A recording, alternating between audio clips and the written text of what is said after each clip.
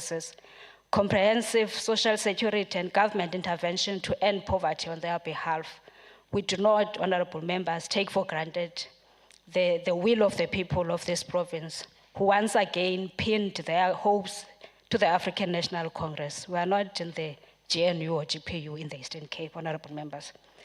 We must undertake this assignment fully aware that the ANC-led government inherited a vast province which previously consisted of 3 administrations of the Republic of South Africa and 2 homelands of Ciskei and Transkei, intentionally designed to entrench the phenomenon of separate development and permanent condemnation of black people to underdevelopment. The majority of the province population, honorable members, was housed in rural and peri-urban areas where the denial of access to amenities and equal opportunities were the order of the day. The task faced by this democratic government was to unify a fragmented society where our people had no access to an economic structure, honorable members, which was anti the poor, to a deliberate denial of basic services, access to infrastructure, assets, education, and training to improve human capital from the economic opportunities, and that discouraged establishment of opportunities in those areas. A structure where our people received less education and were unable to compete with their white counterparts in the formal jobs economy, and where the informal economy, which many black in general partook in, had limited scope for new employment creation. This government, honorable members, is emerging from such a low base with architectures of underdevelopment, casting endless doubt and outright rejection for development of black people. It was this government who resiliently steered development of all people, particularly in rural areas and peri-urban areas. We are not shocked, honorable members, by utterances of various leaders of Democratic Alliance in relation to NSFAS, NHI, and social wage for the unemployed. Their stances against this critical intervention depicts nothing other than the illusion of white supremacy. On renewal of our social contract with the people of the Eastern Cape, we have been mandated to accelerate our efforts to tackle the high cost of living by taking bold steps to make everyday life more affordable by addressing key needs like food, housing, healthcare, energy, transport, and wages. I want to state, honorable members, categorically clear that as the 7th administration will not surrender on our endeavor to prioritize food security, including through VAT exemption on essential items, land reform, support for community and home gardens. We need to act decisively against price fixing, honorable Premier. We need to maintain and expand subsidized basic services like water, houses for the poor, and indigent policies in municipalities. To implement an HI in order to make quality healthcare affordable and available to all, among other things. We must protect and expand school feeding scheme to ensure food security for millions of poor households. We will also guard jealously the Department of Basic Education in this regard, honorable members. We must continue with training of more medical professionals, including specialists, and more community healthcare workers, because this will enhance the quality and accessibility of public health facilities and thereby relieve our people from the burden of expensive private healthcare. To this date, this government has invested billions of rands in constructions and rehabilitation of hospitals in order to change the lives of the most vulnerable people. Our government needs to continue with the gradual implementation of a living wage across sectors of economy to protect and improve the standards of living for workers and their families. One of the critical parts in ensuring full adherence to living wage is to ensure full compliance by employers with the national minimum wage law through strict enforcement in order to safeguard vulnerable workers from super exploitation. Honorable Speaker, the democratic South Africa has since 1994 waged a war on poverty. This is reflected in the types of policies adopted by this government, as well as in the spending on social policies. The needs for social assistance and welfare services has also been increasing since 1994. In 2018, honorable members, the total uptake of social assistance increased to 17.8 million beneficiaries. with a total expenditure of 107.6 million. Honorable members, in order to avoid exclusions that vulnerable persons often experience, in the next 5 years, government should define a basket of social entitlements that the poor should be guaranteed through social protection flow and reduce the administrative barriers to access. Much of government work is already aimed at addressing poverty and ensuring a better life for all. And significant progress has been made in this regard. Anti-poverty initiatives have been successfully mainstreamed into the planning and implementation of government programs and in the budgeting processes. Moreover, government policy orientation has been targeted on the poorest of the poor. However, there is still much more that needs to be done. Honorable Speaker, we applaud the commitment by the Honorable Premier to build industries upon which this money will be spent to create jobs going forward. We did not have enough time, honorable members, to respond to the baseless claims made by the honorable members in the opposition benches in the period towards 2024 elections. Therefore, allow me to raise the following stats as revealed by Stats SA to us against their unfounded claims of nothing has been done. Honorable members, 75%, which is 1.3 million of households in the Eastern Cape, have access to piped water, while nearly 2/3, which is 65%, stays in formal dwellings, whereas little more than a quarter resides in traditional dwellings. It is less than 7.4%, or 130,885 population that lives in informal dwellings in the Eastern Cape. The life expectancy of the province has improved and stands at nearly 60 years of age. The access to healthcare has widened, with a headcount increasing from 68 million in 1998 to 120 million in 2020. ANC government, honorable members, is the only government in the world that provides free houses and housing stands. Since 1994, over 4.7 million free houses have been built, benefiting over 14 million people, with over 1 million built since 2014. And in the Eastern Cape, in the last 4 years, we've built 54 houses, and in the process, we have created 50,000 job opportunities for our people. The NSFAS funding pool has increased substantially over the years since it was conceived in 1994. The initial 22 million set aside for TEFSA in 1991 has increased to 21 billion in 2018.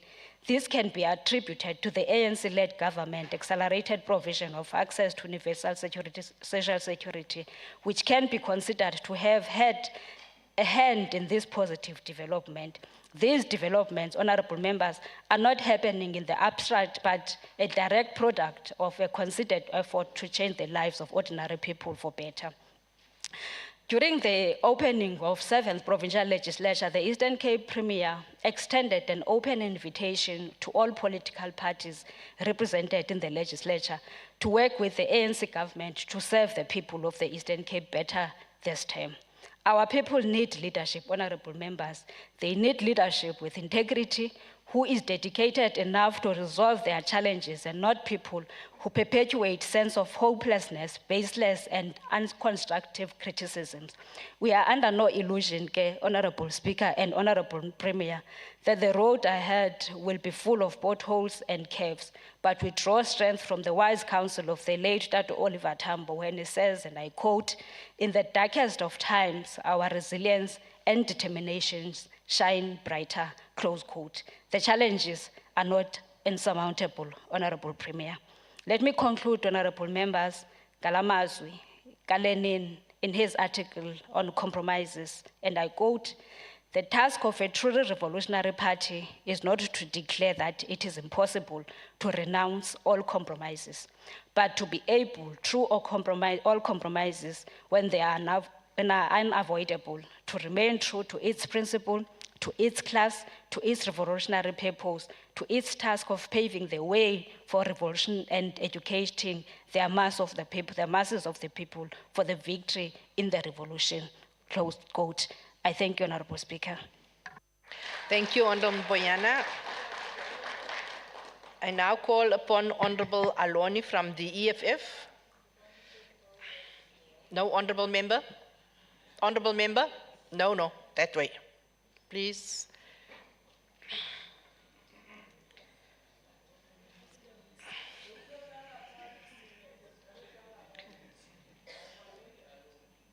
We would again request members that look at the order paper and please 2 minutes before the time move to either sides so that you don't take all the time to walk up. You may proceed, honorable members. Your 13 minutes starts now.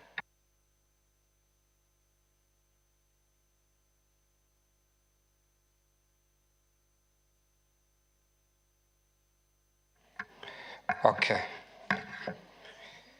Thank you, Honorable Speaker.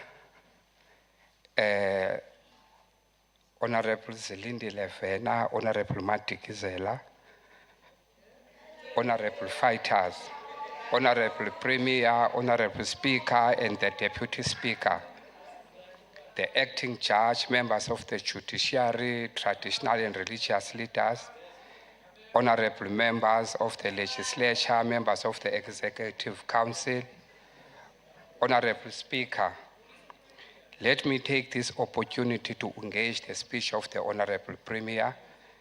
It was with great sadness that the speech was far from what the people of this province were expecting. I will now touch on 2 items that Honorable Premier presented in the speech or in his speech last Thursday. Item number 1, the issue of service providers. Madam Speaker, this issue regarding the service providers has long been an issue that has been raised. The same excuses about the service providers that are failing to pay on time. The Honorable Premier has failed to come with strategies on how to deal with or on how are they going to address the issue of service providers that are failing to pay on time. Remember, the failure to pay service providers within 30 days as prescribed by SCM regulations have a negative impact, as we all know that there will be interest carried out which were not budgeted for. The most sad part is that for all these failures, there is no consequence management, and there is no consequent management, and this continues like as normal. Madam Speaker, all the Eastern Cape are expecting solutions. The speech of the Premier lacks solutions and does not provide, as I said that earlier, proper strategies on how are they going to deal with the service providers that are not paying on time, except to send threats to those that are non-compliant. This House, Madam Speaker, must note that the tendering system needs to be abolished, because it can't be right that 30 years into democracy, there our people are still struggling to get basic benefits such as medical aid. The House must further note that both tendering system and the labor brokers are a white-collar type of corruption. It is what Karl Marx, the great thinker, called naked exploitation by the bourgeoisie against the proletariat class. The workers are subjected to modern slavery. The House must remember Section 10 of the Constitution of South Africa, the Bill of Rights, and that having tendering system and labor broker currently impacts on the dignity of that section. Honorable Speaker, the House must also note that tendering system and labor broker directly impacts on the following. There is no security. There is no job security, no provident fund. Employers do avoid provident fund despite the fact that there is a collective agreement that binds them to contribute, and the state organs relevant are doing nothing about that. Some companies can't even register their workers at the Department of Labor for UIF, and yet there is no consequence management to those responsible. The House must note that these workers can't access funding because of their employment status. They are subjected to abuse by the client and even by the employees of the client.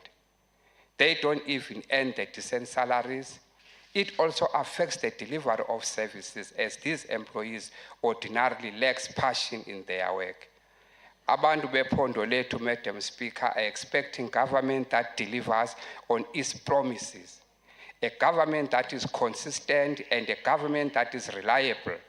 We have learned with great sadness that our only hope of job creation, Mercedes-Benz is contemplating on embarking on a Section 189 of the Labor Relations Act 66 of 1995, which is the retrenchment process, which would affect a number of jobs. This would have a dire impact on to suppliers who are supplying Mercedes-Benz. There is no plan to remedy the problem. The Honorable Premier mentioned that there are investors who will be investing in our province to help grow our economy and to assist in job creation. Once again, this promise has not been fulfilled because our slow economic growth has affected sectors like automotive sector, manufacturing sector, retail sector, to mention the few. In the automotive sector, we have learned that Shell is planning to sell its downstream South African retail, transport, and refining operations. This move by Shell would affect quite a number of jobs. In the retail sector, we have seen a giant retail shop such as Pick n Pay closing down some of its stores in the province. Hemingway's Mall in Pick n Pay in BCM, which is Buffalo City Metro, is not operating as we speak. Madam Speaker, we have seen the incident that involved AXA and Rishebile Aviation Protection, where a number of employees were destitute by their service providers, Rishebile Aviation and Protection Services. Another incident where the CEO of a company called Ibubesi was captured manhandling a female employee. That is all over the social media. The worst part, that incident happened in the premises of the Scholar Transport in the Buffalo City. As much as this tendering system is not on your jurisdiction, but yours is to do intervention on this matter, the House must take note that there is a legislation called Labor Relations Act 66 of 1995, which is Section 9198, that provides that in the event that the TES, which is the Temporary Employment Service, that is the service provider, does not comply, the client must take the responsibility. We need your intervention on this matter. The second item is the item which includes the EPWP programs. Madam Speaker, this expanded public works program, which is a program championed by our municipality, is a wasteful expenditure and does not address the poverty prone of the Eastern Cape since its implementation. Our province is rated amongst the most poor provinces in the country and the province with the high rate of unemployment and youth in particular. The EPWP program is a vehicle used by municipality to lure voters to vote for ruling party instead of addressing the purpose it was meant for. Councillors have hijacked the EPW program and only members of the ruling party that are benefiting from this program. This is a shame. The EPW program has been used by the corrupt councillors and mayors as a tool to benefit those that are related to them. Madam Speaker, the people of the Eastern Cape are victimized by municipalities using the EPW program. Most municipalities are contravening the Labor Relations Act 66 of 1995. Job creation in this province is a dream, and a dream that is not yet going to be fulfilled. Sustainable job creation, economic growth are still far-fetched. In conclusion, Madam Speaker, I am mentioning this incident, Madam Speaker, just to paint a picture our beloved province is experiencing. This province is called a province of the legends, but we are lacking creating more legends. Thank you, Honorable Speaker.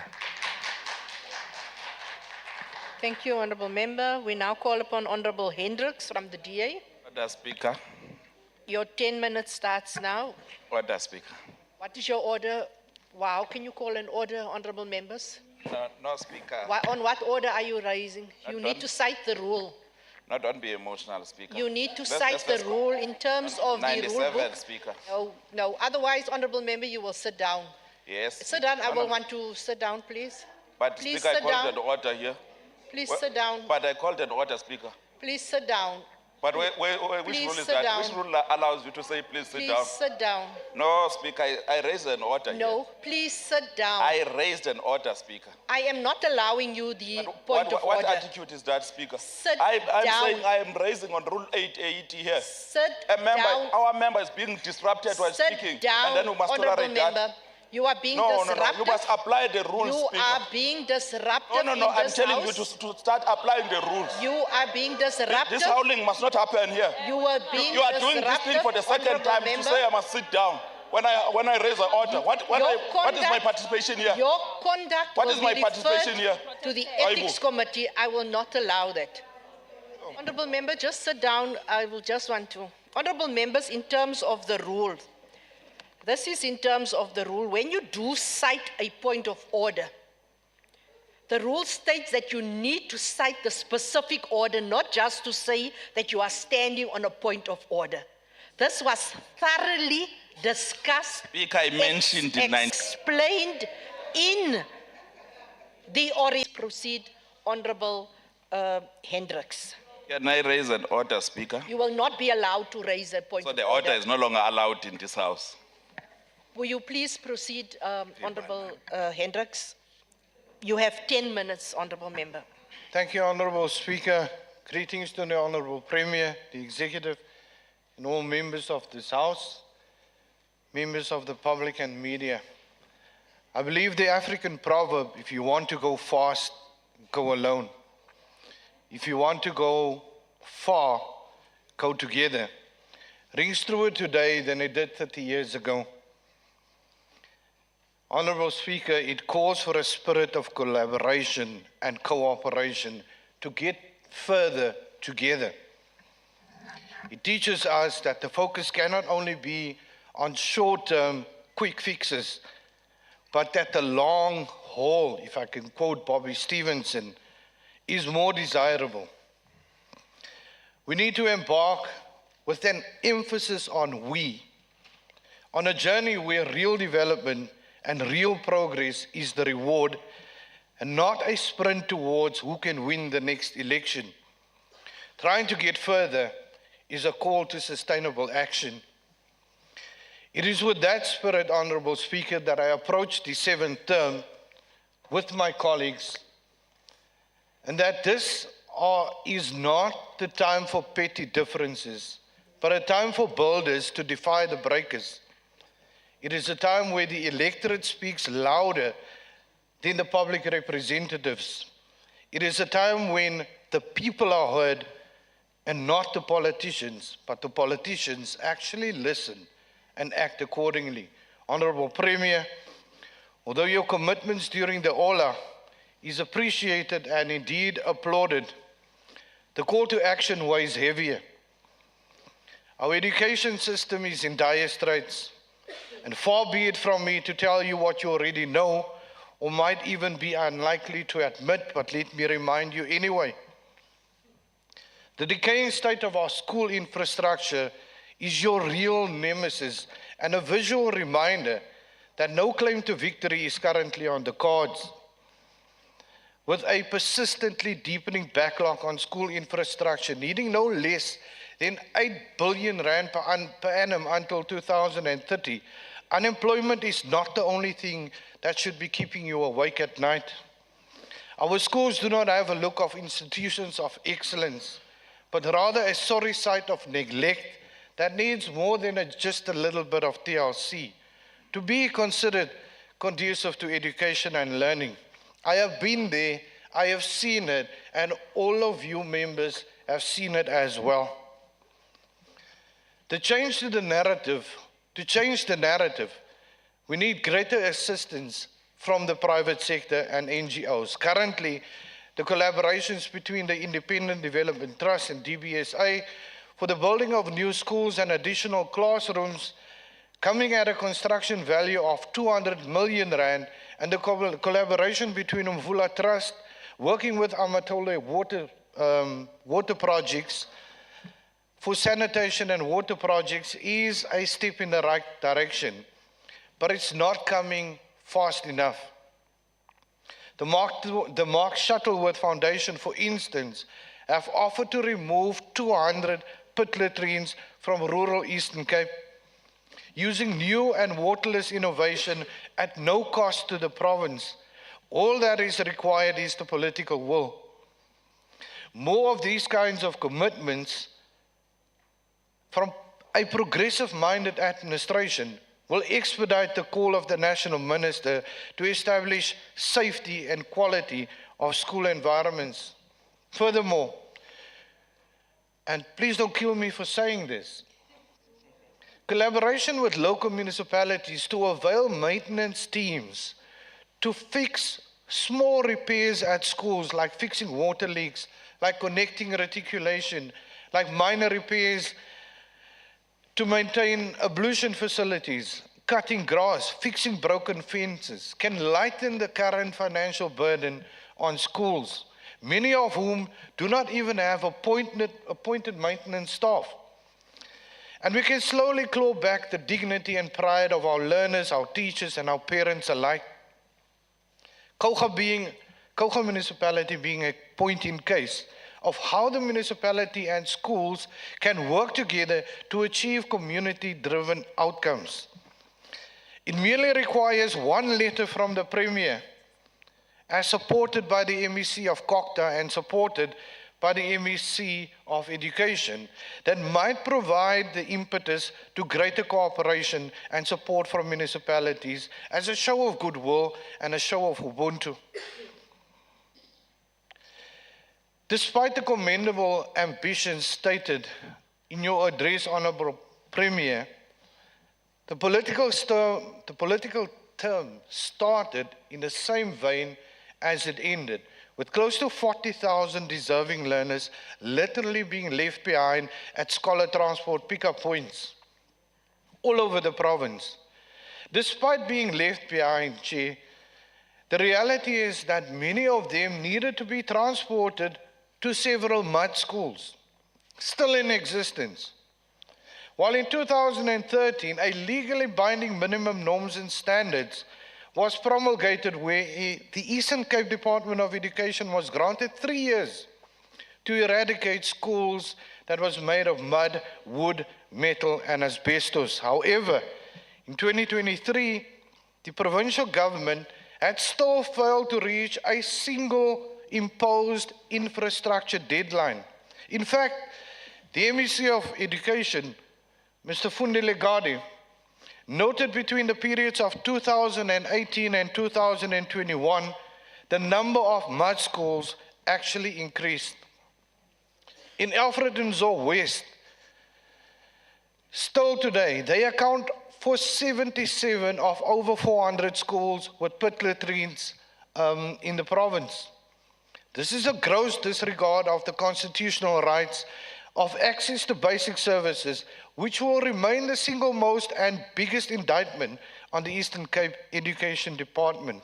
According to the annual operations plan of 23-24, the Eastern Cape Department of Education set the target of implementing fencing of 100 schools for the 2023 period, an admirable target. The reality is that 321 schools in the Eastern Cape was burgled between the period of October 2023 and December 2023. Statistics such as these are indicative of a lack of security in our schools, which impacts our staff, our learners, and the effectiveness of our scholarly success. In order to deal with the severe Honourable Member, backlogs you and have 2 minutes shortages, remaining.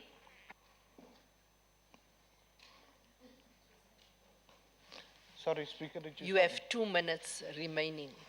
In order to deal with the severe backlogs and shortages across our system, the Eastern Cape Department needs to look at benchmarking with good practice cases where it does exist. Fortunately, in the Western Cape, we present a few game changers that could change the current trajectory of the Eastern Cape. A collaboration school such as the Jakes Gerwel Technical High School, which is a community-based passion project where the construction of the school started in 2017 and was completed 7 months later. This is a blend of academic and technical education that is complemented by daily meals and homework support.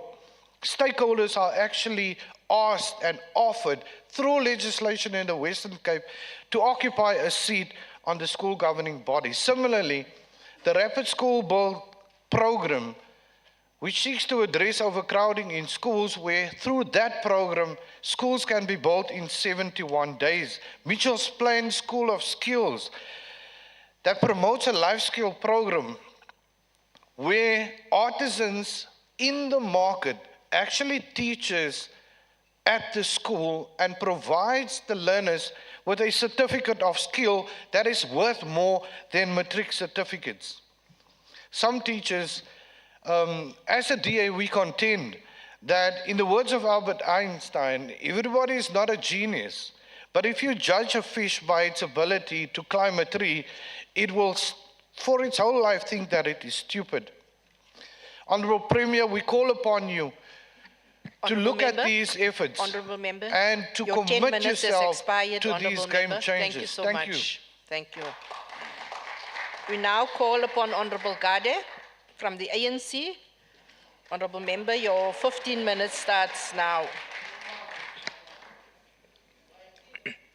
Thanks, Honourable Speaker, Deputy Speaker, Honourable Premier, members of the Executive, Chief Whip, Deputy Chief Whip, and honourable members, the invited guests, and officials of the provincial government.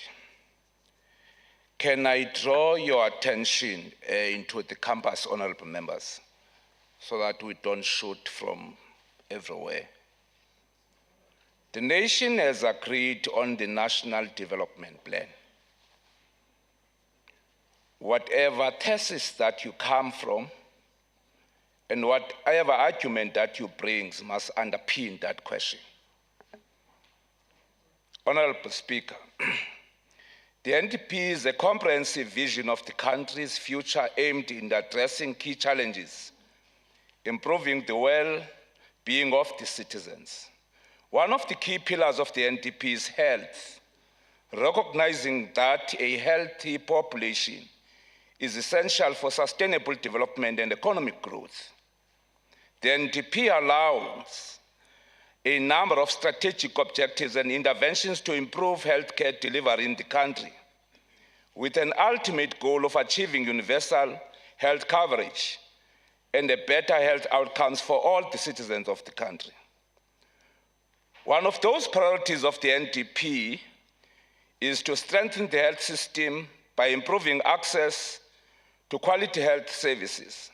This includes expanding the coverage of essential health services, increasing the availability of health facilities, healthcare workers, and improving the quality of the care provisioning. The NDP also emphasizes the importance of preventing, managing non-communicable diseases such as diabetes, hypertension, which are growing burden as a burden on the health system in the country. One amongst other focus areas of the NDP is on addressing the social determinants of health, such as poverty, inequality, and unemployment. These factors have significant impact on the health outcomes, with the poorest and most marginalized population often experiencing the worst health disabilities. The NDP calls for a multi-sectoral approach in addressing those social determinants, involving the collaboration between government departments, civil society, and private sector to improve the well-being of the South African people. I rise with this discussion, Chairperson, so that we accept that the work has begun. And we accept that there is going to be a need of a closer look on how we contextualize the discussions themselves, but also in terms of looking into what are the policy imperatives that should be selected, generally as a country and also as a province in particular.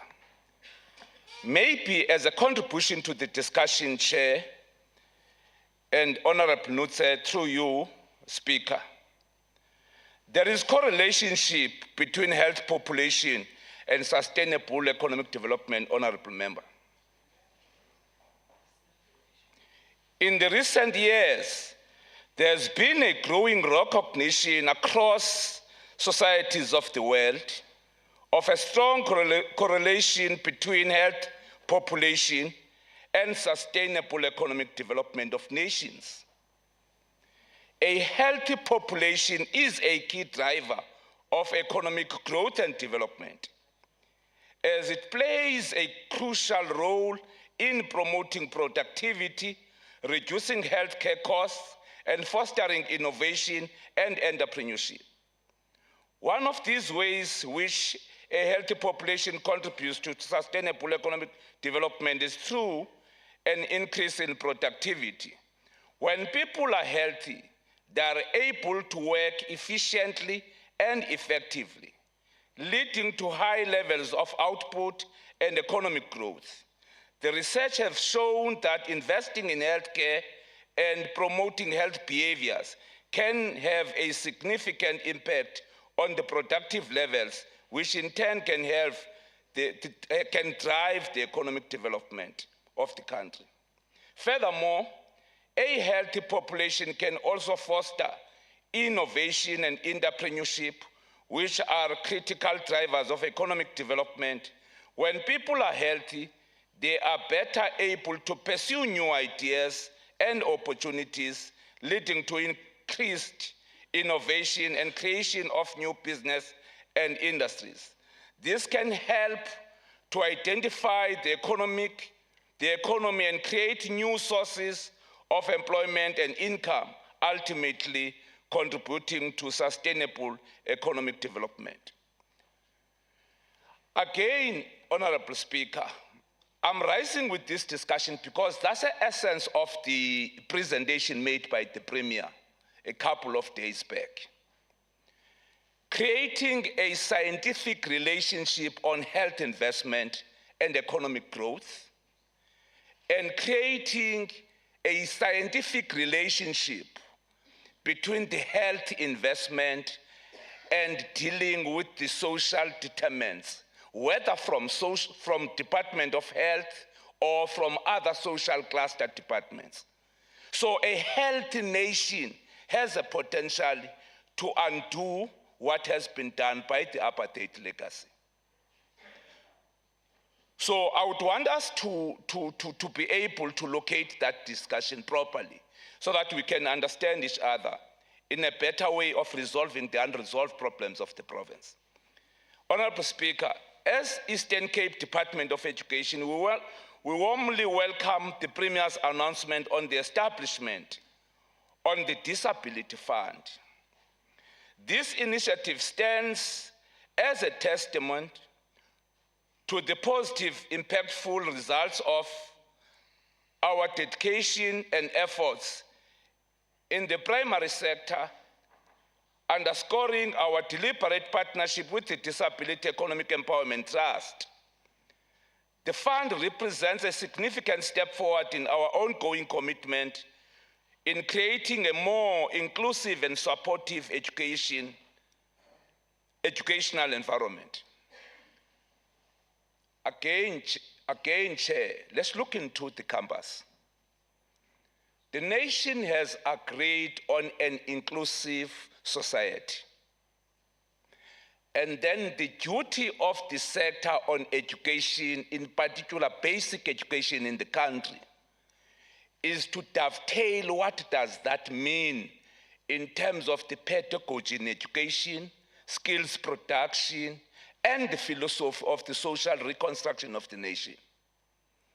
And hence, therefore, as part of the sector plan, you needed to develop what we regard it as education transformation plan.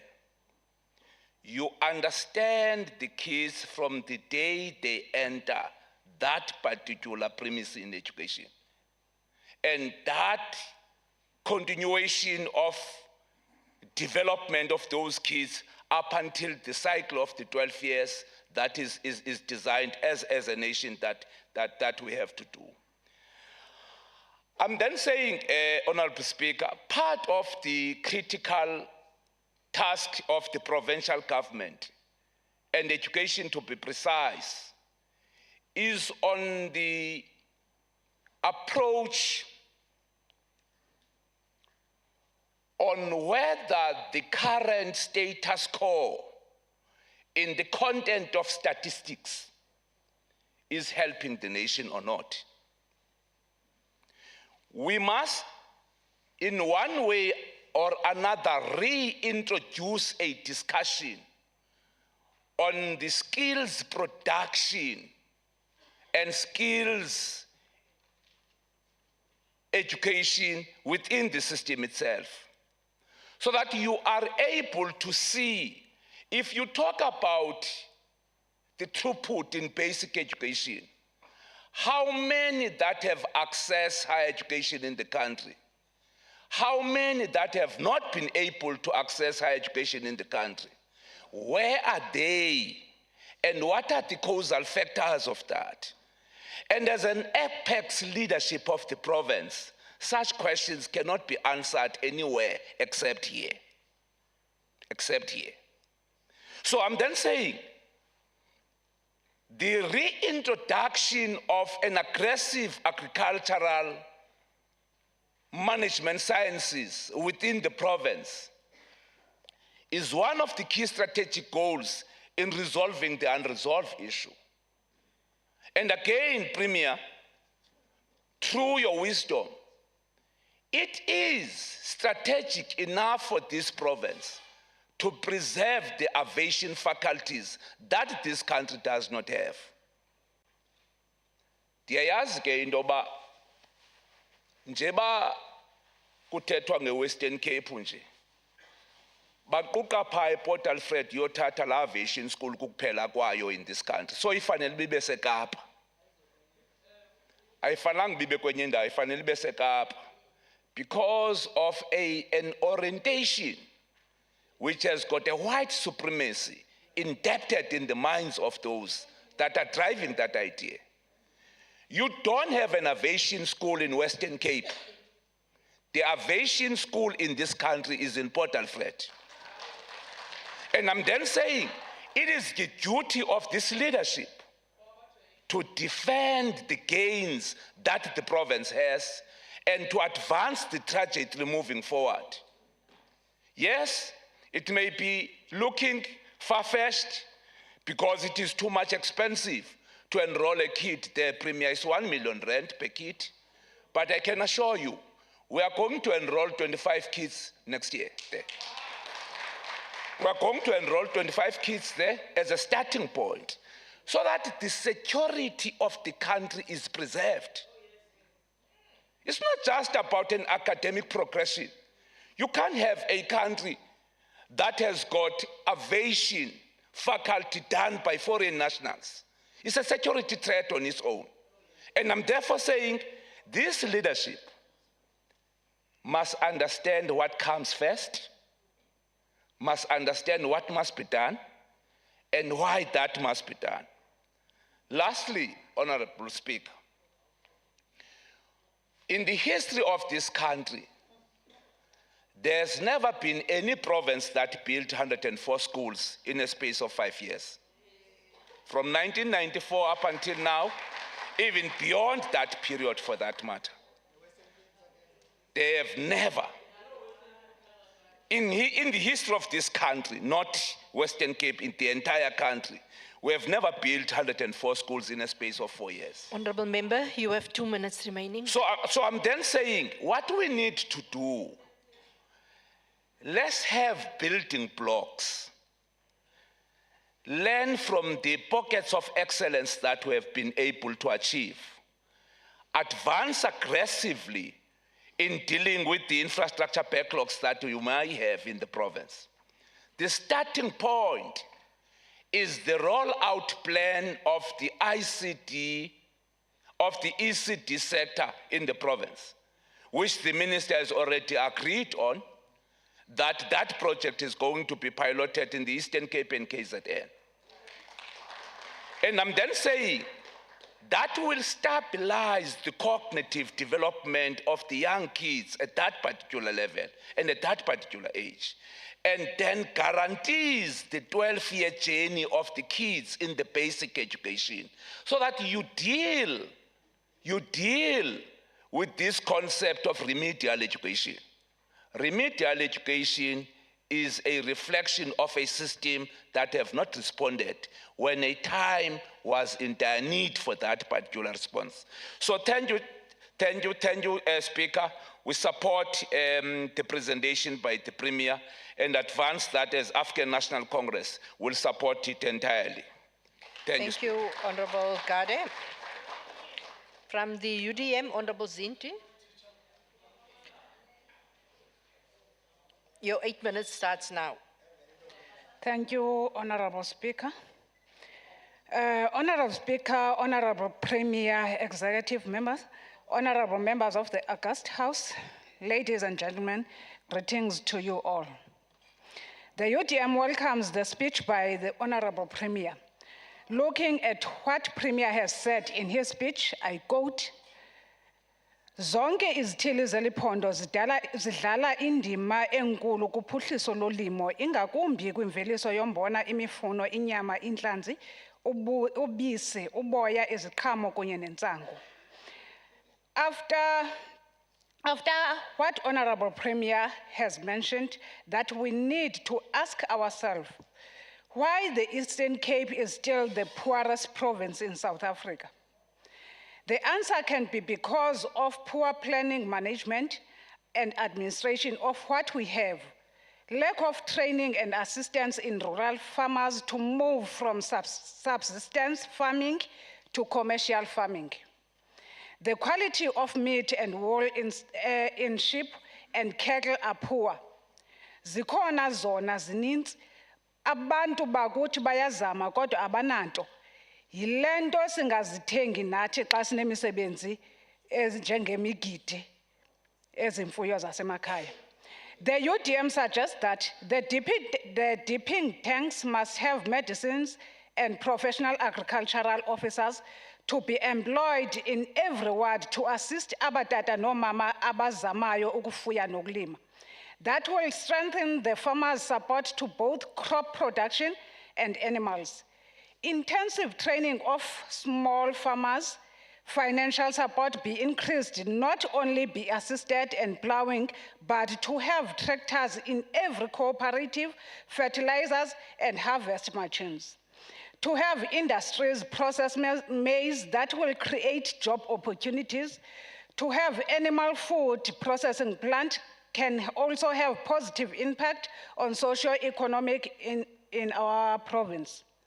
Honorable Speaker, focusing on our scale, agriculture with just few hectares, each for growing crops and providing for themselves. Ukuxhasa olu hlobo lwezolimo kungaxhamla neempula zikalujaca, hayi abambalwa kuphela abantu. On the 13th of April 2023, regarding agricultural college to be built in Tabankulu, Mr. Mzanywa of Tabankulu local municipality announces that the college would be constructed with phase 1 having a budget of 80 million rand. But the Honorable Premier in his speech said that phase 1 of this project amount to value of 94 million rand. These different figures zenza sibe nemibuzo okuba izawugqitywa na ikweziphi ii-figures xa zingafani kwakwisigaba sokuqala. Izawugqitywa na ayizophelela emoyeni njengezinye ii-project ezaqalwayo azagqitywa zihamba nezigidi zemali niyazazi. Makwathi cooperation is deteriorating and fathers and mothers are losing jobs because it's not being taken care of ngamaqabane kaTambo. Poor planning and management and poor monitoring and evaluation are the cause of that situation. Honorable Speaker, in the beginning of 2024 academic year, Education MEC Honorable Gade admitted to the provincial legislature that there are still 427 schools with 113,041 pupils that are using pit latrines. Honorable Speaker, we expect that the Honorable Premier to tell the people of Eastern Cape about their plan to eradicate these pit latrines. Kungelishwa ke into yobana zilimaza kubantwana, zibetha kubantwana besizwe esimnyama kuba ezi toilets zisetyenziswa kakhulu kwizikolo ezisezilalini. Ndithanda ndiyaxoka. Teachers in our schools are working in an environment that is not conducive for teaching and learning because of overcrowding and work overload. Umbuzo ke ngumnye ngowokuthi ziqeshwa nini ititshala ukuphungula umsebenzi kwititshala ezisezikolweni nokuthi ukuze bavelise ezona ziphumo zisemgangathweni kufuneke kuncitshiswe i-overload. Baqeshwa nini o-post level 1? Scholar transport also has an impact on learner dropouts. Asingeke siphinde siyithethe ke leyo ngoba kudala siyithethe apha qha ingena kwindlebe ezingevayo. Building of hostels in some schools will take time. There should be short-term plan to assist those vulnerable learners who walk long distances to their respective schools. Closed schools can be used as hostels. They can be used as training centers for sewing, baking, welding. In turn, they will supply uniform, bread to nearby schools as the way to reduce unemployment and poverty. Zingenzelwa into yobana zihlale nje ibe zizigqubu zezigebenga. Ibe zizigqubu zezigebenga zenziwe kakuhle izikolo zingabi nanto yokwenza. Kukhona abantwana phaya ekufuneke benikwe izikills ukuze nabo babe nento yokwenza kufakwe imachines kwezi zikolo nezivalileyo zi-white elephants. Honorable Member, you have 2 minutes remaining. Kutsho mna.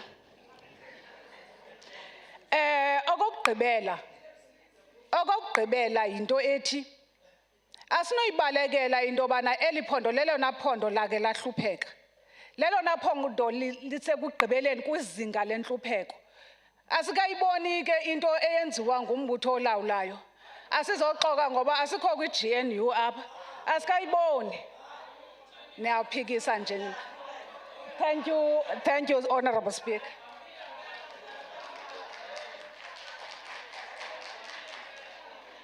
Thank you, Honorable Zinti. We now call upon Honorable Hamza from the PA. Your 15 minutes starts now. Good morning, Honorable Speaker, Honorable Premier, Honorable Deputy Speaker, Honorable Chief Whip, Honorable Chair of Chairs, members of the Executive Council, members of the Provincial Legislature, and most importantly, greetings to the people of the Eastern Cape and the Patriotic Alliance leaders in the gallery. The Patriotic Alliance is a proud member of the National Government of Unity and is privileged to be part of such an historic moment 30 years within our democracy. We came a long way and are truly blessed to be at the table representing... Hamza. Honorable members, no. It's not correct that I can hear you where I am sitting. You are disrupting the speaker on the floor. Please. It is no, Honorable Premier, this is the start of the 7th term. Please.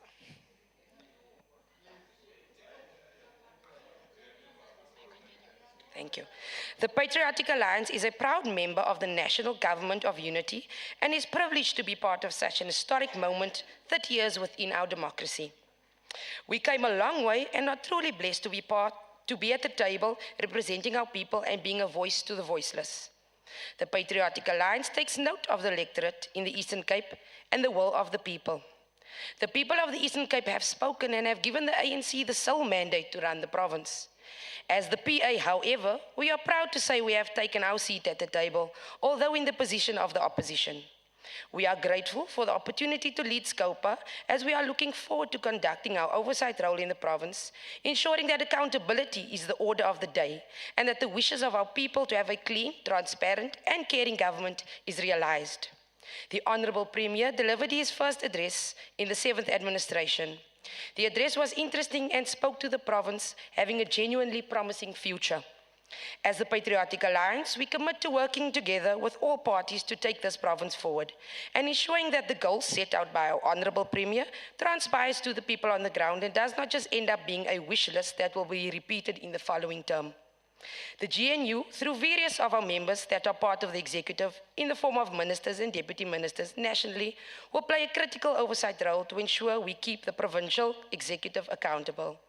We have seen how the GNU operates and the manner in which parties that happen to be in the opposition benches here are excelling in their respective departments.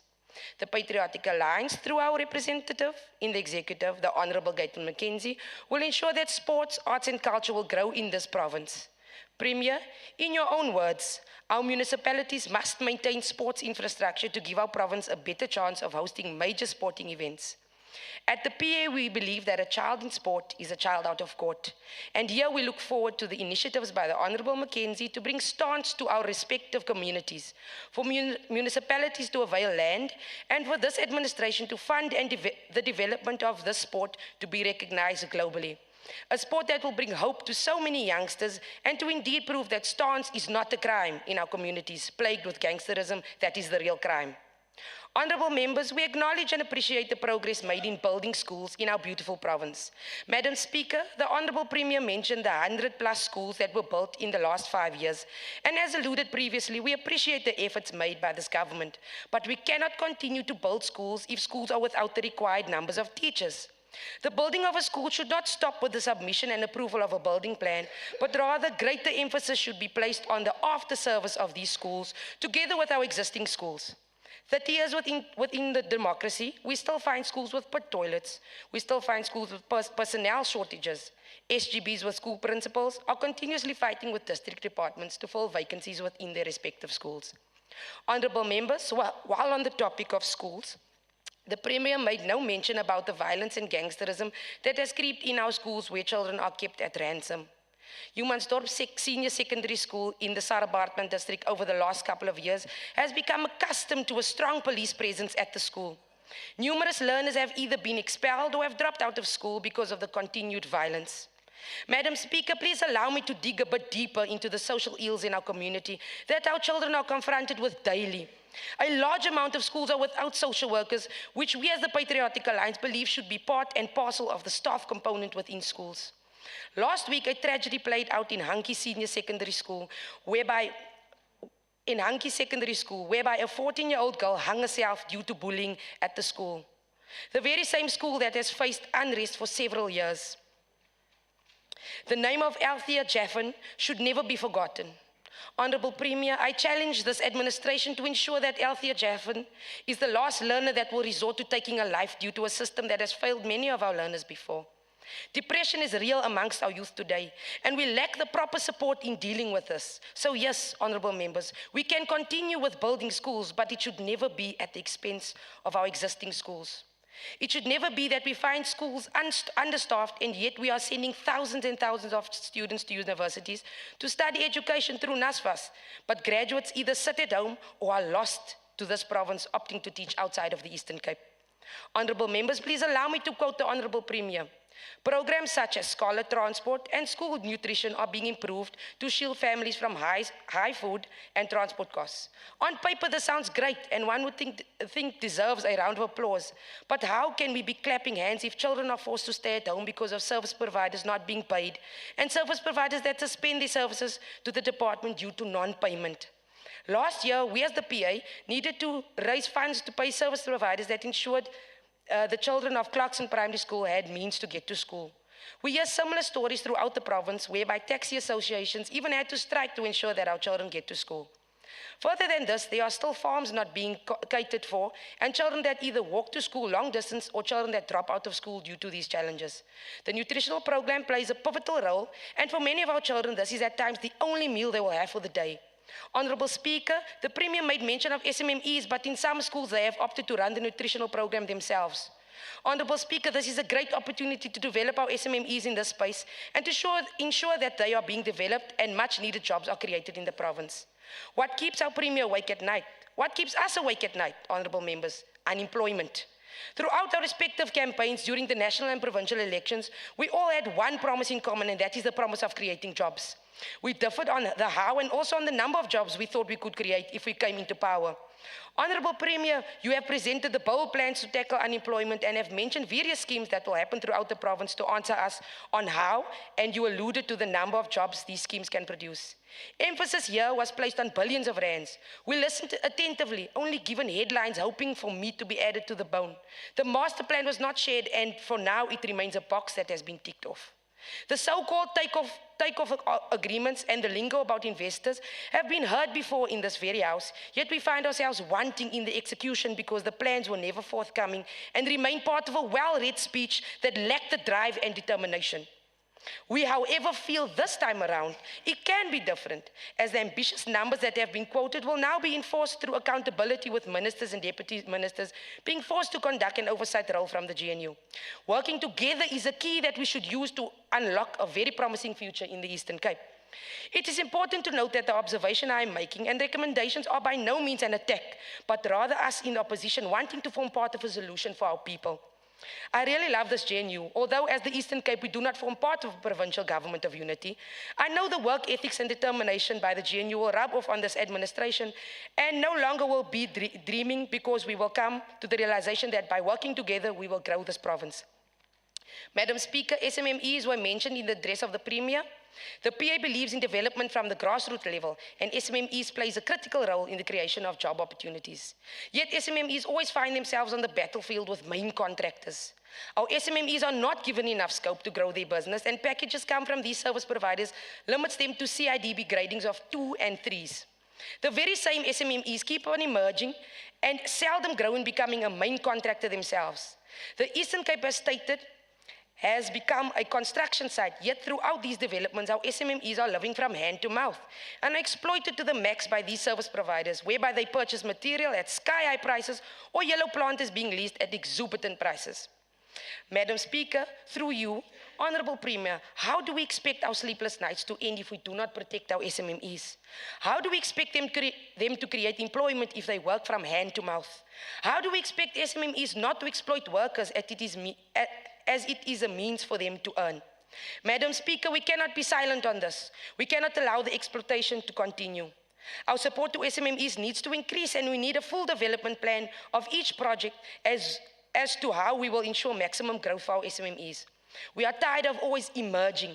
For some, it has been longer than a decade that they are deemed emerging enterprises. In this administration, as we put it so boldly, the Eastern Cape is a construction site. Let our SMMEs see this as a development site for their business.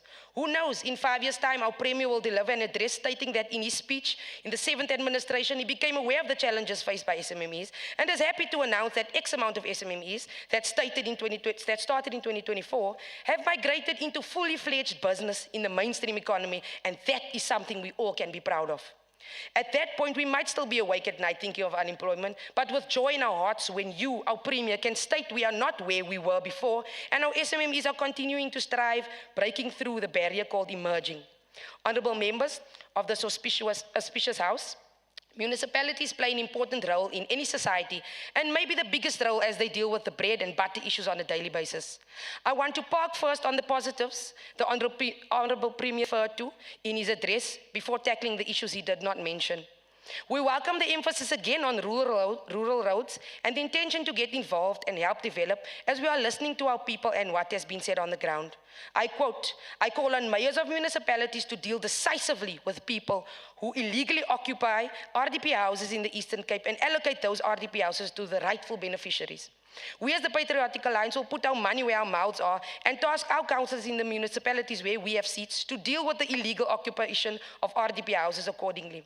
We as the PA have become aware of numerous illegal foreigners illegally owning RDP houses, and where the need for housing is exploited not only by foreigners but by our very own people. Reports have been forthcoming where new beneficiaries are leasing houses from the get-go without even taking occupation of the house. The above are headaches in municipalities throughout the province, and as the PA we raise our hand to be part and parcel of the solution, providing we get full support from human settlements. Honourable Speaker, as mentioned before, municipalities are on the ground level and the best and are best placed to understand the need of our people. It is shocking that numerous municipalities in the province are reporting a collection rate of between 50% and 70%. The Kouga local municipality being the only exception at over 90%. The Premier did not mention in his address how the province will assist these ailing municipalities with a plan to better their collection rate. The revenue generated by a municipality greatly assists municipalities in providing the basic needs of the people in a municipality. If we remain silent on the you above, only have 2 minutes remaining. our people will continue being underserviced. Communities continue to suffer where there is no water reticulation systems or where communal taps are the norm and placed far away from the people. Access to a running toilet remains for most a challenge, and by ignoring this, we are ignoring our people who are expecting to be served by the ones they entrusted and bring cohesion between local and provincial government. We are consolidating all the necessary support to ensure that the 100 farms that are acquired through the proactive land acquisition strategy is commercialized through the aggregation of suitable commodities, including grain, beef, wool, and vegetables. Honourable members, farming plays a huge role in this province, and we welcome the opportunity that is presented to our people and the possibility to not only become farmers, but commercial farmers. Farming, as in the case of SMMEs, has mostly found our people on the side of the emerging farming, whereby many of our farmers did not receive an adequate training to farm effectively. We are also not tapping into the existing knowledge of those who have made it and are farming successfully on a commercial scale. We trust that you refer to as a consolidating support will bring all the role players together to plan how effectively we will migrate our emerging farmers to commercial farming. Madam Speaker, we appeal to the Honourable Premier and the respective MEC to conduct an inquiry on farms to determine the needs of farm workers. It cannot be right for our people not to be registered on UIF or for them to find out the day that they have a claim that the farmer has failed to make contributions to the farm. It cannot be right that the farmer removes the roof over the farm worker's house because he no longer works on the farm in Kokama. It cannot be right 30 years into our democracy that the farm worker is being told to go and sit under a fig tree, and I quote, "Jy sit hier en gaan eers opstaan wanneer ek so sê. Jy gaan nie eet of drink sonder my toestemming nie." The same work is now facing a disciplinary hearing charge of insubordination for getting up from under the tree without consent from the farmer in Kokama. Our people are dying poor on farms and are fearful of being chased away from farms if they would speak against farmers. Honourable Member, your time is up. Thank you so much. Thank you. You may be seated. From the ANC, Honourable Ngongo, your 15 minutes starts now.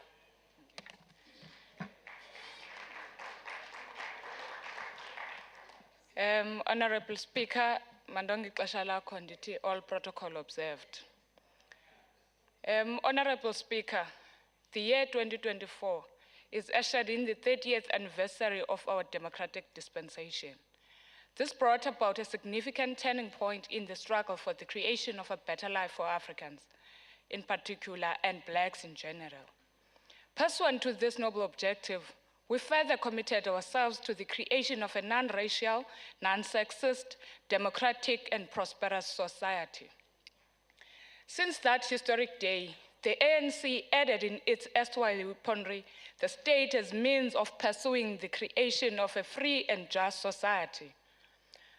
Speaker, one of the foundational pillars for the creation of a just society is a government of the people, democratically elected by its own people. South Africans across the length and breadth of the country boldly stated this noble objective through the Freedom Charter when they declared that the people shall govern. In the clearly stated objectives of the National Democratic Revolution, one of these objectives is the creation of a democratic society. For our young democracy to thrive, we must not only create democratic institutions, we must also conscientize ourselves, our communities, about the importance of actively protecting our democratic institutions. Such efforts will enable our communities to educate those that at times try to distort the credible work done by the institutions like IEC or the judiciary. They will also help to bring to an abrupt end any hallucinations about being an organization of choice just because you are celebrating 10 years. Honorable Speaker, the end of the 6th term brought about again an opportunity for the people of the province to democratically choose a government of their choice. Like fish to water, the people of the Eastern Cape took this responsibility. The successful carrying out of this right is a true reflection of the extent to which the ANC has been successfully teaching our people democracy. In the building up to May 29th, and as part of interacting with the electorate, the ANC crisscrossed the length and breadth of this province. Whilst doing so, it carried with it in a manifesto that had 6 priorities. It is because of the clarity of these commitments and our commitment to developing a better Eastern Cape that we stand here today as a leading organization in this province. As the ANC, we stand fully aware of the task at hand and remain fully committed to its fulfillment. Today, Madam Speaker, our presence is a bold reflection of the choice made by the people of the Eastern Cape, and that choice is only the ANC. In one of our manifesto priorities, we committed to reinforce the contribution of arts, heritage languages, culture, sports, and creative sector, more generally to nation building, social cohesion, and national development. Madam Speaker, in line with this commitment, the department set the following 5 focus areas for the 7th administration, namely the development and promotion of cultural and creative industries, transformation of heritage landscape, inculcating a culture of reading and lifelong learning, promoting good governance and accountability in government institutions, increased participation and capacity in sport and recreation. Speaker, Mahatma Gandhi states that a nation's culture resides in the hearts and in the soul of its people. It is with this in mind that we have developed programs for the people of this province. The continued government and private sector investment in the cultural and creative sector have resulted into significant economic contribution to the province, as well as stimulate new and innovative ways of working and engaging with communities. According to the report released in 2022, we have shown that the people of the province have enjoyed a range of successful arts and culture festivals, like the National Arts Festival, the Wild Coast Cultural Festival, and other festivals, which had an immense economic contribution to the hosting local municipalities. This included both privately and government fund festivities. These festivals are designed to encourage local skills as well as creative platform for emerging artists to showcase their talent. Many artists have received funding to record new music, including albums by beloved performers. One of the most exciting initiatives established as part of the response to the need to develop music in the province is the Music Excellence Accelerated Program. This program has seen the establishment of 6 record labels, a step that has taken the department out to music practitioners, bringing people together in mass and collaborative events that are designed to harness our collective creative energy and innovative spirit. Honorable Speaker, we have supported new screen productions to take advantage of the Eastern Cape's strong position in responding to the demand for our local stories and internationally. We are proud for having produced the first screen production, Gqeberha the Empire. Our work could not have been completed without the support of the Eastern Cape Provincial Arts and Culture Council, the ECPEC.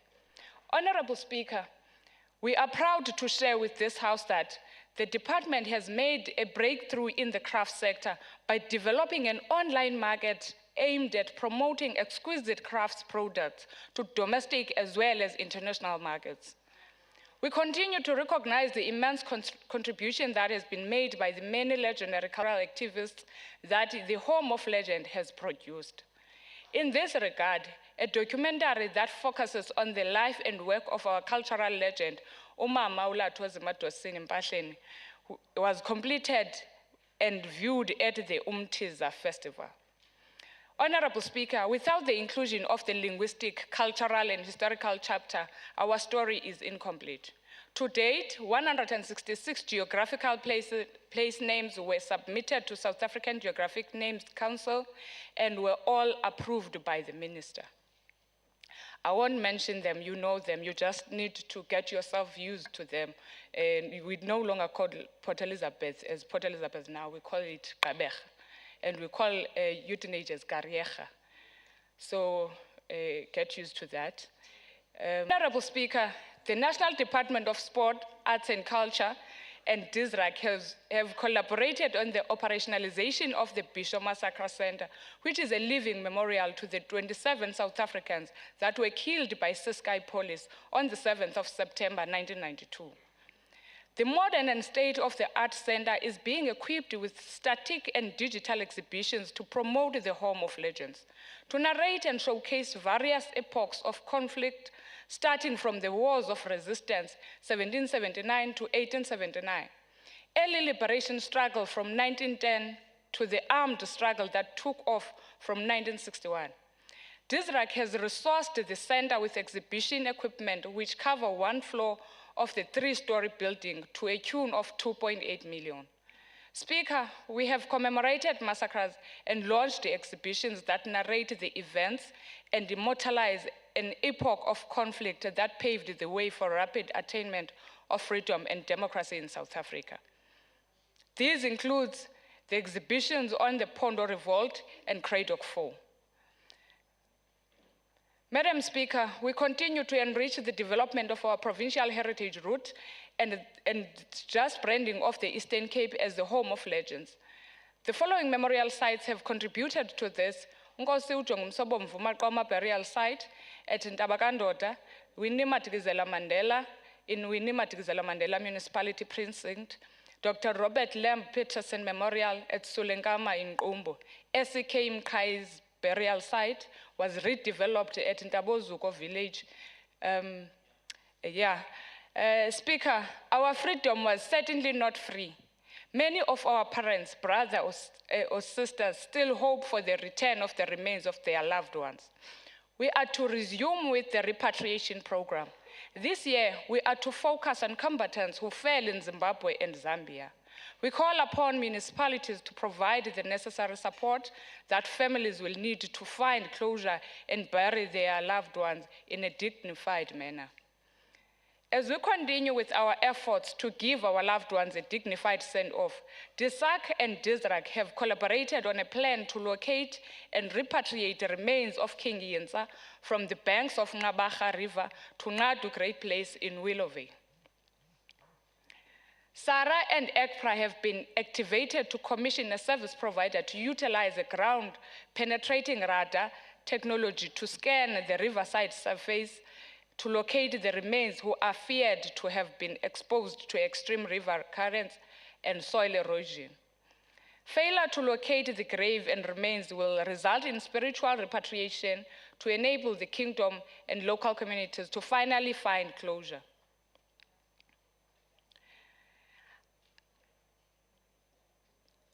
Building a community of lifelong learners and helping Eastern Cape citizens enjoy the social and economic benefits that learning brings, we will start with the library. And our libraries are prepared and ready for our learners to utilize them. It is our responsibility to ensure that a culture of reading and lifelong learning is inculcated into Eastern Cape citizens. The statement that parents who read to their children regularly from an early age help increase their children's vocabularies, understanding of language, and cognitive skills remains true. Access to reading materials, especially the free and varied access that libraries provide, is a key factor in developing and maintaining reading habits. When adults and children choose and read books together, they describe reading as an escape valve, a way to envision a different future for themselves. Books are just the tip of the library iceberg. Public libraries have and still help communities learn, explore, connect, and have fun, going well beyond their traditional library brand. The principles of equity, diversity, and inclusion guide the provincial library work. With this in mind, the department has developed and implemented a roadmap to ensure that the library collections, advocacy programs, and projects are easily accessible to all. Speaker, O.R. Tambo cautions as well when he says, a country, a movement, a person that does not value its youth doesn't deserve its future. Guided by this wise counsel, we have placed sport at the center of our programs. We have maintained cooperation between the Eastern Cape Sports Confederation, the district councils, and with individual sport federations, while fostering partnerships with other government departments, agencies, event organizers to complement the hosting of major sporting events, thus maximizing on sport development outcomes, including, for example, Ironman, Rugby Sevens, Legends and Heroes Marathon, National Championship, and the Berlin November horse racing. We also had focused mass participation opportunities in the rural areas through the club development program and Siadlal, as well as the rural sport and development program. On the same breath, the department, in collaboration Honourable Member, with you have social, 2 minutes remaining. with its social partners, managed to host several sport and recreation events. On an annual basis, nearly 17,612 young people aged between 11 to 25 have participated regularly in community recreation hub programs. Honorable Speaker, as earlier mentioned, these are commitments we have made to the electorate, and we will leave no stone unturned to ensure their realization. These commitments have been translated into practical and achievable plans by the department. Madam Speaker, in spite of all frivolous attempts ezenziwe ngoogxa bethu esihleli nabo apha, abantu beliphondo bathi ithemba labo likwi-African National Congress, and that is the only political organization that can take them to ilizwe lesithembiso. And indeed, Honorable Speaker, we are doing that with the assistance of our Honorable Premier, as he alluded in that opening of this legislature in Tabankulu. With those words, Honorable Speaker, I thank you. Thank you, Honourable Member. Call upon Honourable Mokgatosi. What that, yes, must not, yes, right. Honourable Member, you have your 10 minutes starting now. Honorable Speaker, Honorable Premier, members of the Executive, honorable members, members of the media, distinguished guests, Dumelang. Indeed, it's a privilege and honor to respond to the SOPA on behalf of the Democratic Alliance as well as the people of the Eastern Cape. Honorable Premier, the DA has committed to collaborate with your government in the best interest of our residents. We will commend your efforts and constructively criticize whilst offering solutions. The truth is, there remain challenges and many areas of transport sector which impedes economic development as well as welfare gains. Without access and mobility in place for communities, it automatically denies the public the improvement exposure to healthcare, education, and other opportunities. I want to acknowledge the efforts made by the provincial government in collaboration with SANRAL in infrastructure development. We would like to commend the extensive road construction across the Eastern Cape. The 22 billion rands investment in Alfred Nzo and O.R. Tambo, including the Mtentu and Msikaba bridges, is a step in the right direction. However, we need to look at the duration of those projects, Honorable Premier. We recognize the importance of connecting and giving access to our rural communities and other economic hubs. We appreciate the efforts to redress the challenges of the historical geographical barriers. Madam Speaker, our province is currently facing a technical recession. Any economic recovery hinges upon road and transport infrastructure, which allows individuals and communities to overcome geographical and social barriers to opportunities, thereby increasing the ease of transporting goods as well as services. Road networks not only provide access and mobility to people, as well as communities, but it also facilitates economic and social linkages as well as economic development. Road infrastructure is able to deliver a higher economic return on investment than any other single type of infrastructure investment. Investment in quality roads gives access to health facilities, health education, as well as financial opportunities that will improve the quality of life for all residents. Adversely, Honorable Premier, bad quality roads will continue to have negative impact on much needed service delivery, economic development, as well as tourism. Madam Speaker, the needs are great and growing daily. We have a significant shortfall in budget to meet the needs that have been identified. Over the past 5 years, the entire provincial budget for this department has only increased by measly 700 million, from 4.9 billion to 5.6 billion. When inflation is factored into the equation, the budget department has declined in real terms. This hardly spells plans to resuscitate our economy. We need to invest more, we need a better budget allocation. After the recent schools visit by the legislature in July, and I was with Manyati in the eastern region of Alfred and Zo, and also perusing our department health handover report, there's a need for greater integration, Honorable Premier, of collaboration between all spheres of government to support the overall government's efforts to resuscitate our economy. The eastern region of our province has the highest litigation cases from health due to various reasons, but chief amongst those challenges is our disastrously poor infrastructure of road affecting access to emergency services to our residents. Transport, Honorable Premier, is at the heart of redress and service delivery. Honorable Speaker, whilst it is commendable to see the building of some of the new roads, we cannot afford to neglect maintenance of existing infrastructure. Our provincial roads are in dire needs of routine maintenance. Honorable Premier, it takes you about more than an hour from Edujwa in town to go to Kotana because of poorly maintained gravel road. Madam Speaker, we are facing significant road maintenance backlogs. During the last term, the maintenance backlog alone was estimated in excess of 3.8 billion rands annually. This financial year, just 800 million has been allocated for maintenance. That's a shortfall of 3 billion rands a year. If we extrapolate that over the next 5 years, unless significant additional funding is found, we'll have a maintenance backlog in excess of 15 billion rands. And that 50 years that you said, Honorable Premier, that it will take us 50 years to get through the infrastructure maintenance backlog will then become even longer.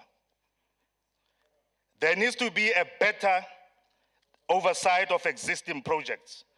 We currently do not have a dedicated project manager in the department so that we can get value for money. The duration, some of the projects, and the quality of workmanship are the proverbial Achilles heels. 32% of our household, Honorable Speaker, in the Eastern Cape are involved in agricultural activities. How do we make it easy then, in line with your vision, Honorable Premier, for them to access the markets or for the markets to access them? The recently approved Agriculture and Agro-Processing Master Plan will need adequate, safe transport infrastructure that is ready to realize your vision for our rural farmers to access both domestic and international markets. Honorable Speaker, the R330 between Henke and Humansdorp, which is a hive of agricultural activity, is about to get upgraded. However, due to lack of maintenance budget, the stretch of the same road between Humansdorp and St. Francis, which is a tourism destination, desperately needs to be attended to. Otherwise, it will cost taxpayers more in future if neglected any further and kill the tourism sector between those two towns, which goes against the grain of what we want to do and what we've committed, Honorable Premier. The large-scale damage and neglect of our provincial roads infrastructure can be directly attributed to inadequate maintenance, primarily due to inadequate budgeting. I'm glad that the Premier recognizes that it was due to roads infrastructure that towns like Ndabankulu and many others now have retail major stores who are investing in the rural areas because of roads. There's also a need to unlock our coastal rural areas like Kovi Bay, Mazepa Bay, Kanduli, and many other coastal towns to the world. The beaches in many of these towns are delightful and scenic, but the struggle to access these is even discouraging to us as locals. We simply cannot commercialize what we have because it's inaccessible. Many of these areas are underdeveloped because investments cannot access these areas. The shortest route between Cape Town and Adwa and many gaming hunting farms is through Willowmore, which is the western gateway into the spectacular Bavianskloof Wilderness area. However, the cement stretch of road on the R29 discourages international travelers to use that road as it is unsafe and totally unusable.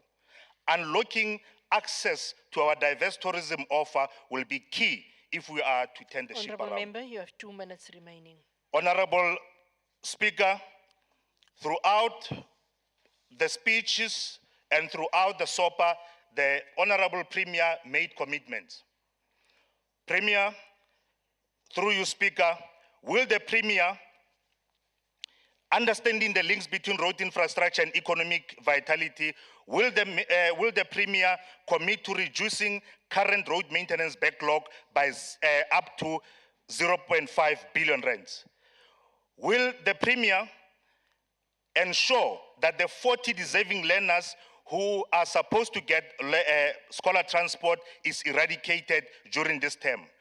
Given that this House as well, Honorable Speaker, adopted a resolution to have public-private partnerships, will we implement that resolution before the end of this term? Honorable Speaker, the DA is ready to support initiatives that truly serve our people and to offer constructive alternatives where it is needed. Let the journey towards building the Eastern Cape we want and need be exclusive, sustainable, and beneficial to all. Thank you very much, Speaker. Thank you, Honorable Mokhatosi. I now call upon Honorable Lokoti from the EFF. Your 13 minutes starts now. 13. Thank you, Speaker. Greetings, Honorable Speaker. Oh, let me first greet the EFF caucus as led by Commissar Zilindi Levena and Commissar Sentembile Matigizela. Let me also greet the Honorable Speaker, the Premier, Honorable members and guests, and to all the Mbokotos in the House, Nditimali Bongwe. It is with deep dissatisfaction that I rise to respond to the Premier's opening of the legislature address.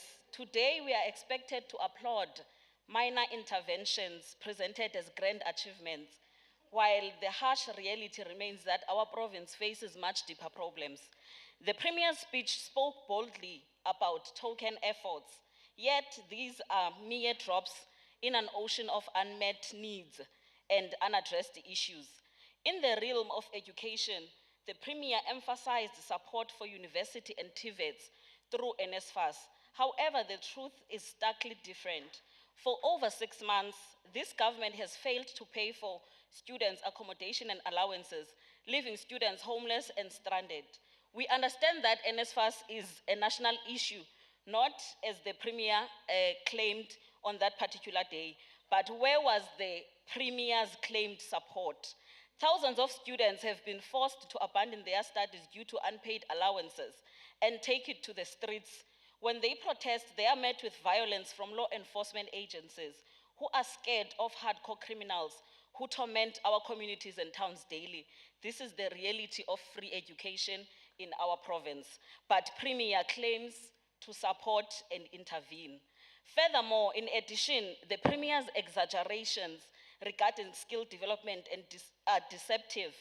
For over a decade, this government has churned out young people with skills and qualifications, but there are opportunities. Abantu bahlele emakhaya with those certificates baqhagamele nazo ilanga. There are no, if anything this government has successfully made is education unfashionable and crime very attractive. Thousands of skilled young people are sitting at home. Their hopes are crushed by a government that fails to provide employment or support for business ventures. These youth, once full of promise, now find themselves told they are over 35 and therefore they cannot benefit from programs that are meant to help them. This arbitrary age limit disregards the real-life challenges faced by many. Some are from child-headed families who have been forced to play dual roles of children and parents, while others have been married off young and others have had to take care of their ailing grandparents and parents, thus abandoning school and returning much later than their peers. The Premier also highlighted funding for upcoming SMMEs, yet small business owners in our town struggle without basic facilities. Giant shopping centers and foreign-owned shops dominate our retail landscape, contributing little to none to our local economy. Meanwhile, hawkers who represent the entrepreneurial spirit of our people are harassed and have their goods confiscated by law enforcement. How can we celebrate promises of funding when our small business owners are left in the cold? Assessing this funding is very complex and leaves out a lot of our people who are either illiterate, semi-illiterate, or cannot express themselves in English. Moreover, despite all the problems highlighted above, the need for funding and development, the province of the Eastern Cape, under the stewardship of the Premier, saw it fit to return more than 83 million to Treasury to be used by other provinces last year. The affected departments being those that are essential for job creation and supporting emerging entrepreneurs and who are fully aware of our people's needs on the ground. These departments are cooperative government and traditional affairs, economic development, environmental affairs and tourism, and the provincial treasury. Essentially, the Premier's address was filled with empty promises and political grandstanding. If we are to focus on this province's governance in the previous administration, for example, and considering observations by the previous Portfolio Committee of Cooperative Governments and Traditional Affairs, and the Premier neither acknowledged these observations or explained how he plans to address the issues raised, is beyond worrisome. The handover reports, amongst other things, make the following observations. Number one, the administrative stalemate in investigated cases persists. District coordinating officers are crippled by lack of resources, and there is a glaring non-alignment of functions between municipalities and provincial bodies. Support for municipalities is inconsistent, resulting in poor service delivery and unchecked corruption. The report further makes reference to the AG's report, whose findings paint a grim picture. The AG report makes the following observations, which this government clearly has no intention of addressing. Number one, the misuse of funds is as a result of persistent lack of oversight of the municipal infrastructure grant. Number two, municipalities facing financial difficulties have seen their plans for financial recovery fail, and the purported support provided by the Premier's office, provincial treasury, and COGTA had little to no effect. Consequence management is non-existent, allowing fraudulent activities to continue unchecked. The Premier's acknowledgement of August as Women's Month when starting his speech, and his acknowledgement of women as having contributed to the liberation of South Africa and this province, is nothing but a lip service. The Premier further mentioned by name beneficiaries of some of the province's initiatives, and we expected him to go further and pay homage to women who have either lost their lives or lost loved ones due to his government's failures. Whenever we speak about the month of August and NSFAS, we are reminded of the tragic death of the University of Fort Hare student, Nosicelo Mtebeni, who was failed by NSFAS and her institution. It is quite appalling that even after this horrific event in our history, his government sees no problem with subjecting more young women to familiar situations year in and year out, as they delay with NSFAS and have failed to pay landlords for months simply by not intervening. Yet the Premier boasts to be intervening on NSFAS. Whatever, there's no school for pronunciation. Similarly, The heartbreaking loss of Kholiwe Mangweni's young daughters who drowned trying to cross the Mbashe River due to the absence of a bridge highlights the government's neglect. We would have expected not only a mention from the Premier, but a commitment that emergency fund had been directed to build a bridge in Mbashe. These are not isolated incidents, but a reflection of a systemic failures. The Premier even failed to acknowledge the plight of rural old women and people living with disabilities who are robbed and raped frequently and whose pleas for protection have fallen on deaf ears. The Eastern Cape government has, in the previous administration, returned Honourable Member, 2.2 you have 2 minutes remaining. billion in unspent funds, yet our province lacks so much, and families are burying loved ones as a result of government failures to provide services. The Premier's office is said to be riddled with inefficiency and mismanagement. The supply chain is characterized by the financial mismanagement as officials participate in corrupt activities unabated. The ICT within the department is poorly managed, posing the security risk to our records and assets. Premier Delicious did not even touch on this on the opening of the legislature speech. Municipal administration is plagued by inconsistencies and a lack of proper performance management systems. There are inadequate financial controls and debt to crucial entities such as AGSA and ESCOM is ballooning. There is little public participation, engagement, and involvement, and a sense of disconnection amongst communities regarding the processes that ought to involve them. In conclusion, the Premier's address was a disheartening display of political rhetoric devoid of substantive action. Our province is rich in resources, yet we are led by individuals who use these platforms to feign concern while looting public funds. It is time for this government to stop celebrating its minor interventions and start addressing the real pressing issues faced by the people of the Eastern Cape. Until then, we remain deeply dissatisfied and disillusioned by the empty promises and failures of this administration. I thank you. Thank you, Honourable Lokoti. I now call upon Honourable May from the Freedom Front Plus. Your 7 minutes starts now. Thank you, Honourable Speaker, Premier, and all the colleagues. According to Business Tech, the Eastern Cape is the most undesirable province in South Africa. The latest property market report for 2023 revealed that the Eastern Cape is one of the most undesirable provinces in the country, especially for those in the job market. Building projects creates thousands of jobs, but came to a standstill as a result of slow economic growth. And as we all know, it's less than 1% per year. However, it still holds great potential for what it offers as in-demand holiday destinations and tourism.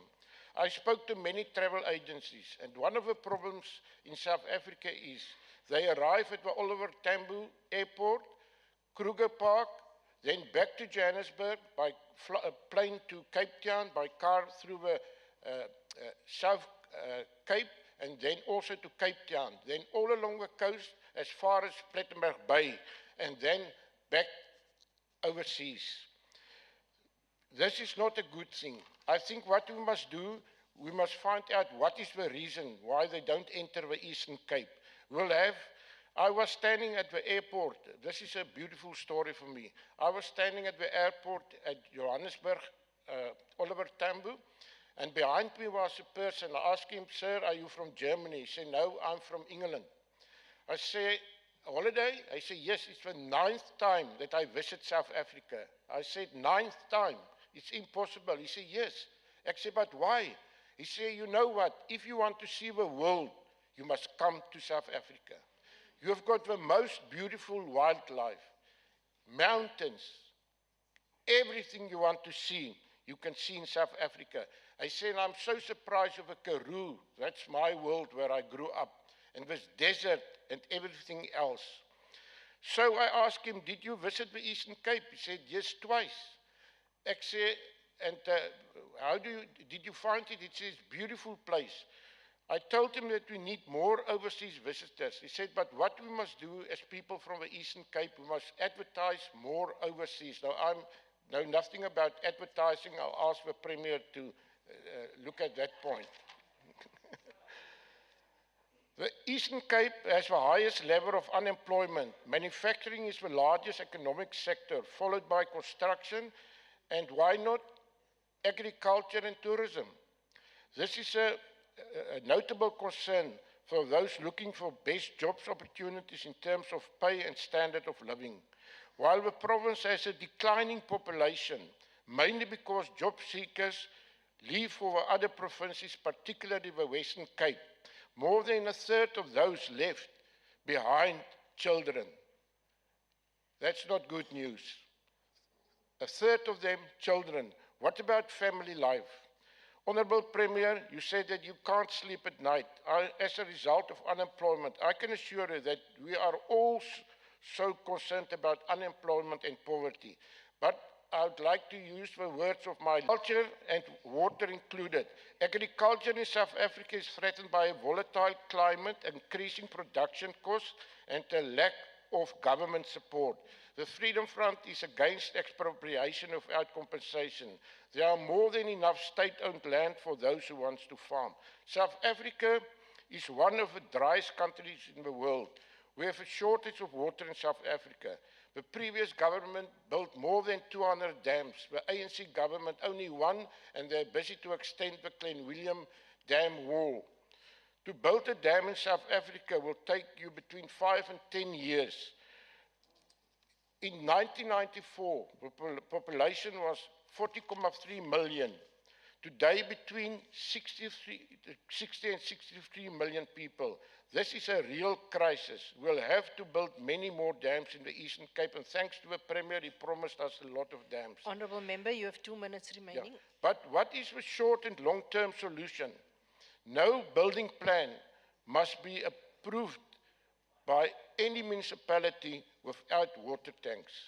The Eastern Cape could become the food basket of South Africa. There are so many hectares of agricultural land available in the Eastern Cape. All you see in the Transkei is cattle and sheep. That is not good enough. The rainfall in the vicinity of Port St. John's, Lesikisiki and Flagstaff is more than 1,000 millimeters per year.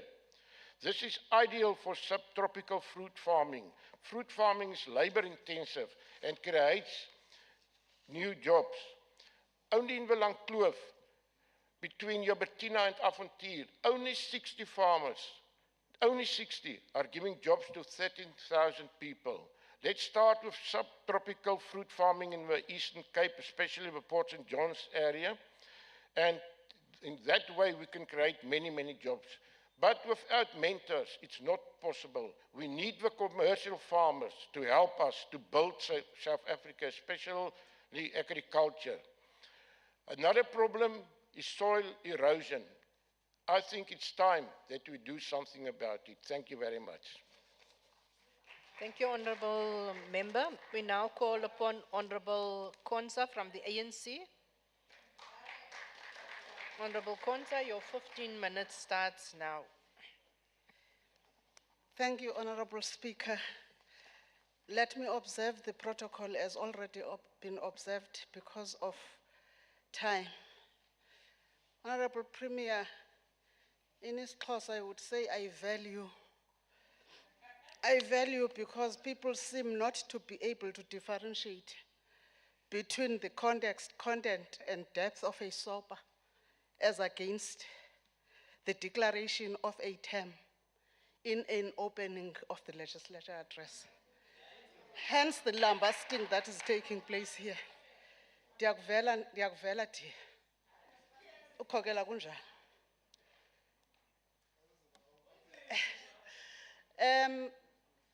I greet you all this afternoon, beautiful people of the Eastern Cape. Let me firstly express my gratitude for the opportunity afforded to me by the ANC to address you today during the August month, when women's worth is celebrated and their struggles are commemorated across the width and breadth of our country. We salute the people of Mamasara Batman's region as they prepare to welcome us as the Eastern Cape on the 9th this Friday. These commemorations and other government programs are a commitment by us that we shall not rest until women and the children we give birth to are safe and their lives matter in the society that they have contributed in molding through their sweat and blood. Women and girls can't become endangered species in their own land of birth. Laws entrenched to prevent atrocities directed to women must be enforced with the harshness they deserve. The same laws must continue to draw women into the center of their own development and socio-economic upliftment. Then, honorable members, governance will make sense to women. Governance will make sense to children when it pulls them from the periphery and places them at the center of the economic hub, and by extension, restoring their dignity. It's what a state with high ethical morality and good governance credence should do, as the ANC envisages and propagates. Honorable members, it was at the crack of this historic month, on the 1st of August, to be precise, that the Premier ushered us into the new term of the administration in Alfred Nzo. This was a significant call and symbol that inamba yasombuluka, so much as it was a phenomenal call for us as government to do things